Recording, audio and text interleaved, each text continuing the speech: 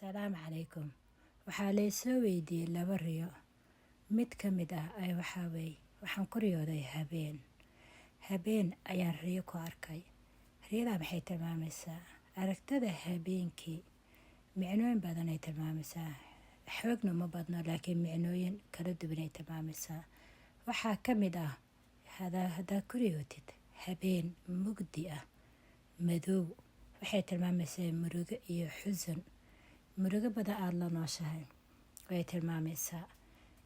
Haddaad ku riyootid habeen waxyar iftiin leh, quruxsan, jawiga degan yahay, mise habo macaan uu leeyahay, waxay tilmaamaysaa bacdal kurba iyo bacdal dhibaatooyin badan, xusun badan inuu Rabbi faraj kuu furaayo. Waxay kaloo tilmaamaysaa Rabbi albaabyo uu kuu furaayo, khaasatan qofka qiyaamu leylka tukado oo maxay ahayd habeenkan uu quruxsanaa riyada dhexdeeda markuu arkay. Habeenka oo qiyaama leylka haddaad riyo ku aragtid iskaasi micno gooni ay leedahay. Haddaad doontaan insha Allah muuqaal gooni aan kaga soo hadli doonaa. Halkaasaan kusoo koobay walaalaal. Wassalaamu calaykum.